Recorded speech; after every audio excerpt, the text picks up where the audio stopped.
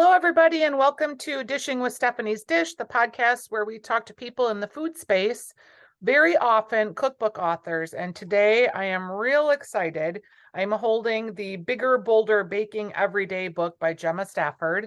And Gemma, did you start out as a cookbook writer or as a blogger? Because you've so proficiently done both now. I started out as a professional chef. So I trained, I was telling somebody this recently. I trained 20 years ago now as a professional chef in Ireland. And I spent almost 10 years of my career working in professional kitchens until I started now 9 years ago, started Bigger Bolder Baking. And why did you start that after already having attained like professional chefdom? Because sometimes you see it in the reverse. When I went to go to college, I remember my mom telling me, working as a chef is very long hours and, you're not going to make a lot of money. And I was like, yeah, but I just want to train to be a chef. I don't want to work in the kitchens. And she's like, that's what you're going to have to do. And I was like, no, I don't think so. And then I remember then going to college and they were like, okay, you're going to need knives and a uniform. And I was like, no, because I just want to learn how to cook. I don't need to work in restaurants. And they were like, yeah, you do. So I always knew before I went to college that I wasn't going to spend a whole career in food in a kitchen.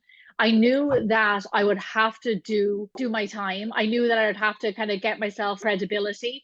And then after that, hopefully I could branch out. In my 10 years of working in kitchens, I worked in cafes. I did a ski season up a mountain in Australia. Fun.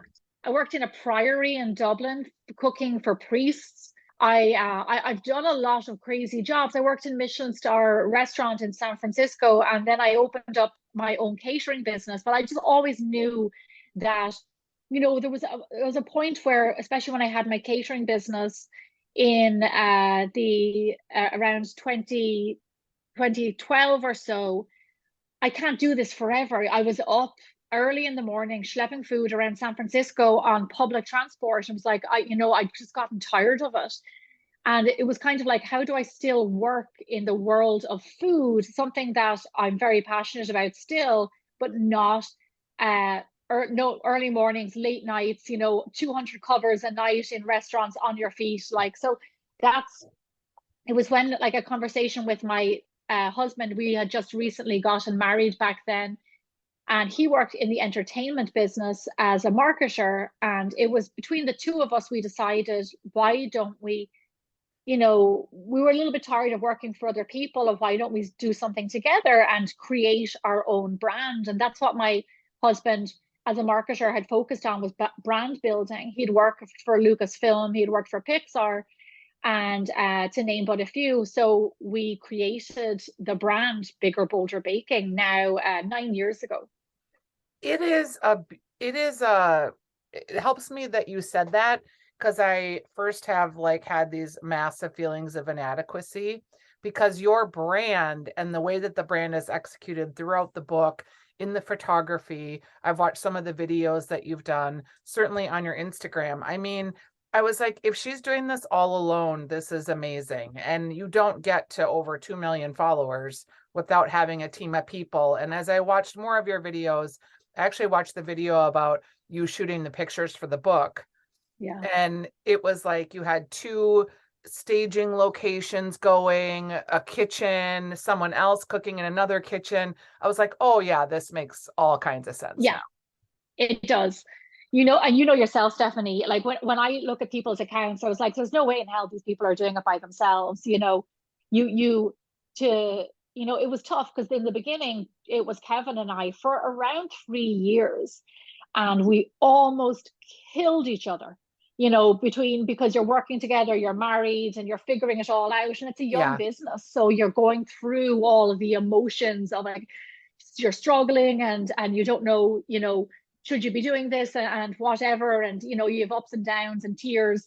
But it was around the 3-year mark we started to hire. We knew for the best thing for our business and for our relationship was to hire a cameraman, hire a culinary assistant, do all of these things. And now, all these years later, we have a really a strong team around us, which you know, without them, the Bigger Bolder Baking Cookbook, the new one, wouldn't be possible. You know, producing new content almost on a daily basis now wouldn't be possible without the support. When I look at your book, and there's a lot of baking books, right? My friend Zoe Bakes has a book that's real popular and it's really beautiful. What appeals to me, I think, most about your book is I feel like I can really make these recipes. Like sometimes baking books look almost too hard, so you admire them and they're aspirational, but you don't feel like you're actually gonna like try to make some of these items. For your book, I really feel like I could make most of these things, and I feel like it is very much at home in a family kitchen or in a kitchen where you're not necessarily an expert, but you're someone that just loves baked goods. Um, is that sort of intentional, or is that the way you cook? Because I imagine you can do highbrow and lowbrow. You know, it's those are really good questions. Is how I cook, and that's why my recipes are written that way. Working in 5-star places and Michelin star places, I wanted to pull my teeth out. It is great experience, but it's not my cuisine. So I learned a lot, I saw a lot, and I learned what I didn't want to do. And that was the last kitchen I worked in, was a Michelin star kitchen. It's like, this is not my cuisine. This is not how I eat. And that's why when it comes to my recipes and the writing, still to this day on my website or in Bigger Bolder Baking every day, I have very strict rules about in the book. We try not to go over 10 steps. And I really like what I say, Stephanie, is get rid of the fluffy stuff and just get straight down to brass tacks, because it drives me doolally when I read a recipe and there's so much there's just wording in there and it's just extra like fluffiness that doesn't need to be in there, that kind of confuses me between like what I'm supposed to be doing and just the chef talking. And some people love those types of recipes. I can't follow them. And you know, like I've been doing this for a long time. If I can't follow those recipes, then I can't really expect a lot of other people to either. So I just like to get straight to the point and to give you only the information you need, because it can be confusing. Your pie crust, how to make a pie crust video. I Yeah. don't know why pie crust is so freaky for people. It was for me too for many years until I actually took a class. And then I was like, oh my gosh, this actually is like the easiest thing in the world. Once you've done it a couple of times, it becomes just like muscle memory, sort of. But people really are freaked out by pie crust. I thought your video of how to do it was just super easy, very approachable. I liked the way that you described the difference between European butters, because Mhm. you know that high fat butter content I really do feel like makes an exceptional crust. Have you ever used, one of the tricks that someone taught me was to use vodka in the crust? You know, I haven't. I never really got the answer as to why that is. You know, Duff Goldman told me that he puts vodka, and you know, I wonder. I think it has something to do with the browning. I think I don't. Do you know exactly why people put vodka in there? I do. At least I know why someone told me. And Duff Goldman is from Charm City Cakes. He's a great baker. Someone told me that it allows you to get the dough supple and wet, and so that you can work with it and roll it out easier. But then the liquid evaporates off Yeah. so that you still get that pastry flakiness, but it makes the dough easier to work with on the front end. That's really interesting. I haven't done it. I'll tell you what I've done is that in Bigger Bolder Baking every day, I have a recipe in there for a pie crust that has an acid in it. So like, you know, you kind of, you know, yogurt, sour cream, buttermilk. That's what I do, because when you do, and I've done this for years, too much water, until I realized the mistake I was making, which all of that water was evaporating off and then shrinking my dough and really not adding a huge amount of value. So I started to replace that liquid with a fat. So something that's fatty flavor, something that's going to tenderize the flour, which is the acid in your yogurt or your sour cream or your buttermilk. And then it doesn't evaporate off the same way. So it's a really fantastic little addition to a pie crust, and it makes it really tender. Yeah, I thought that was really interesting, and I was going to ask you about that because in your video too, you used egg. Do Mhm. you pick one over the other, or do you use a depending on your flavor profile? You know, there's sometimes with the egg, I even say to myself, Gemma, you're not consistent with this. Sometimes I dump in an egg. You know, it's to do with richness a lot of times, the egg, Sure. because you can bind it with something else, like the other liquid that we were talking about. Sometimes I throw one in and sometimes I don't. The egg really, I've found over the years, isn't the clincher. You know, it won't make or break your pastry. So I go between, I add one in, or if I don't have one in, sorry, excuse me, if I don't have one in the fridge, I just keep on going with more liquid. Yeah, and I always have like I feel like I always have plain yogurt around, which is Yeah. super versatile using it in breads. And do you eat the things that you make? Because I feel like a lot of times I cook food and then I don't want to eat it because I'm so sick of it by the time I'm done with the recipe. You know, in the beginning we did eat a lot, and we realized a few years in that we this wasn't sustainable to be Yeah. eating a lot of what we made. And now I'm to the point where we make so much new recipes that it's just my first intention is like I taste it always to taste it in case we need to just to know the end results.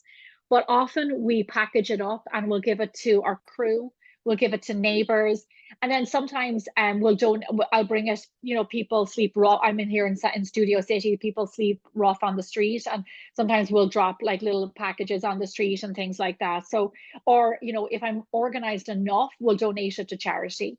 But no, I have to admit I stopped eating it because it becomes a lot. And then sometimes I because we do these big bulk shoots where we shoot everything together. So Yeah.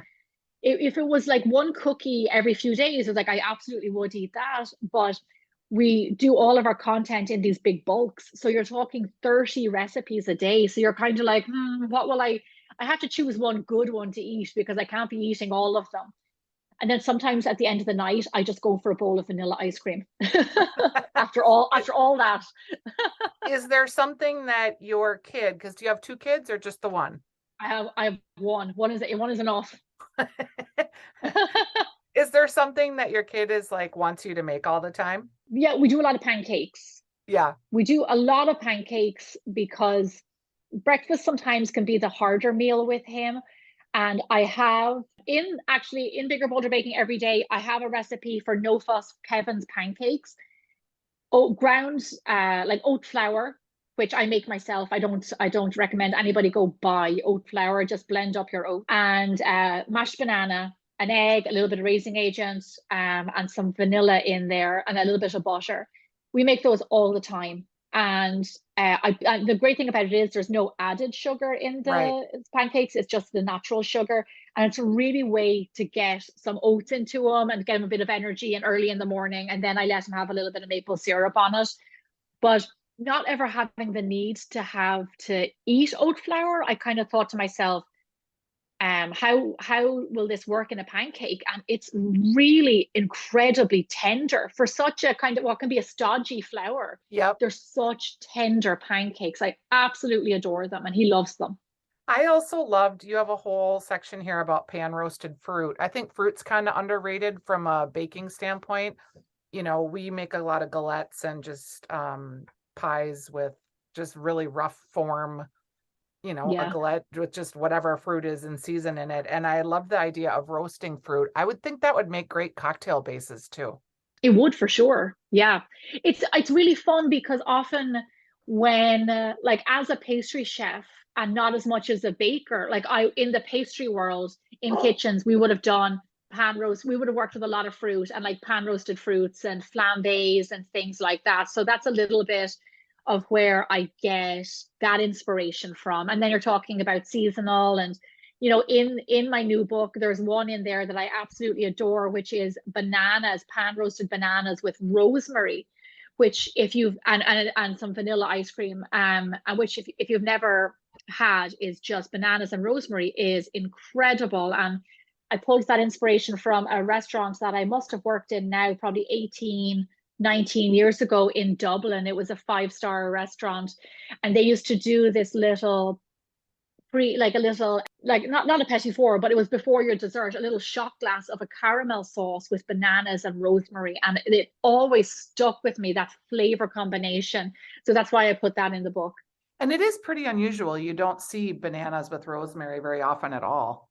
No, super unusual. And in most places, go outside in your neighborhood and there's one herb I can get, and it's rosemary. Yeah. Do you read other baking books, or do you have to stay away from them because you don't want to like sort of get their ideas in your head? I do a lot. I spend way too much time on Instagram, but I do follow a lot of other creators, like you said, like Zoe Francois. I follow a lot of the big media publishers as well, like Serious Eats and Food 52. And like I follow a lot of what's going on, because I'll be honest with you, there's lots of trends that go on out there. And not that I necessarily have to go recreate them, but if I don't see another person doing them, like I don't spend a lot of time on TikTok. Like I'm not going to catch that. I will have to see somebody else recreate that for me to catch it. And with regards to books, yeah, I'm still an avid collector of cookbooks. Now, you mentioned TikTok. I'm not a big TikToker either, but I know a lot of younger folks are, and a lot of my friends and their kids are. Do you feel like you'll get into that, or you'll need to? You have such a gigantic following. It's always like the next thing. And I know that can feel just like overwhelming. It is very overwhelming. And, doing what I do, you do have to pick what's kind of on brand for you and where you think you should be. And a lot of our content works really well on TikTok. So I have an account on there, a Bigger Bolder Baking account, and we have a lot of followers. And especially the short, 12-second videos, whatever, they do really well for us, especially when they're not, they don't have to be just recipe videos, they're more informational, like how to clean a pot after making caramel. That video was huge for us. Or I did for want of a better word, a controversial TikTok video about or the reasons why I use chocolate bars in my chocolate chip cookies rather than chocolate chips, which now is almost 7 million views. So I am on there. A lot of it is, I want to say, I don't want to age myself or anything, but it is like the younger members on my team are the ones who manage that more than I do. Yes, so you don't look at it as much. No, I can't. Every time I open up that app, it screams at me. I don't know. And then I want to watch a video, but once you click on it, the sound comes on. So Yeah. we absolutely do videos over there. I'm just not checking in on that on a daily basis. I get it. I get it. Because it's just like, oh, there's always so much, right? There is so much. When you are thinking about, so it takes you how long to write a book approximately? This is crazy, but the first one probably took a year or a year and a half. I don't know, over a year. And then the second one took around 5, 6 months, photography, everything. I wouldn't say I'm a perfectionist, but after the first book and how long it took, and I became so much more organized personally and professionally after doing the first book, that I manage nearly all of my work now in kind of like what needs to be done now, prioritizing what do I need here, what do I need there, and I break everything up into buckets, and I do this on a daily basis. So when it came to the second book, and now he was a year old, it's like, for any way for me to be able to do this, and it was lockdown, I have to really project manage the crap out of this. And I did, and we got everything done in around 5 months, photography and all, I think. I love that you do like a bulk Yeah. situation where you're working on photos or at your home. That makes so much sense because a lot goes into this filming and taking these photographs, and it requires a lot of planning, and it feels like it can just take over your life, and then the thing that you love just becomes this endless content churning. What do you do like when you're taking a break? Do you vacation freely, and do you like stop at 5 o'clock, or do you have any tips for content creators to claw back some time for themselves? It's a really good point, and it's really hard. Everything that you just said is correct, which is what happened was I was killing myself doing one recipe, 2, 3 recipes a week, and then photographing and then uploading it. And it was so stupid, but I didn't know any better. I did not know any better. And then I came to a breaking point where I was like, I can't keep doing this. And it was probably costing us more money. So we started to, just before the lockdown, started to do these big bulk shoots where we would get organized, because also, Stephanie, I was never like super organized until like after I said after the first book. And we just got really organized and we started to plan ahead, and it made life so much easier. So yes, I do have now time in between. The thing about the what we're still doing on a weekly, not, we don't film on a weekly basis, but YouTube videos and TikTok and Facebook and all those are what I'm doing in the meantime. Like they are so time consuming, but having the website taken care of and those recipes does make life easier. I do clock off at 5 o'clock because of George. So from 5 until 7:30 is George time and dinner time and all that stuff, and then bed. And then I have myself and my husband have, because we both work on Bigger Bolder Baking, have been better, I'd say in the last year and a half or so, about like really not working after that. And we get to watch shows and stuff and working for ourselves, being content creators, being you know, the luxury of being able to work from anywhere in the world. You know, we have taken advantage of that, not as much as we would have liked, like we probably should have, but you know, this last summer, I spent 5 weeks in Ireland with my family. And Kevin and I have spent long periods in Ireland. You know, we went to Spain. We had the luxury of like spending periods in places and like working. And not as much now with George, you know, travel and work, but we do get to still travel. So that's really nice. Yeah, I love that. And I think too, I like to travel too, and I do it as much as I can. It kind of informs the way that you see the world, the way that you cook, the way that you use ingredients. It just opens up a whole fresh new palette. Yeah, and you don't realize that until you're there in France or you know, wherever it is, and you're like, why don't we do this more? And then you come back to your, you know, your reality, and then you're caught up in, like you said, the content wheel again, which can be vicious. Yeah. Yeah. Well, it's been really lovely to talk to you. You're very successful. Your recipes are excellent. You're one of the baking people that I feel like your recipes work. And like, I love Martha Stewart, and she was very aspirational and everything looked beautiful, but I never felt like the recipes were always the best. Your recipes are very solid. Thank you. I really appreciate, well, you know, a lot of testing goes into them, so I really appreciate that. Thank you for your time today, and good luck with Bigger Bolder Baking. Thank you, Stephanie. We'll talk to you Thank soon. you. Bye-bye.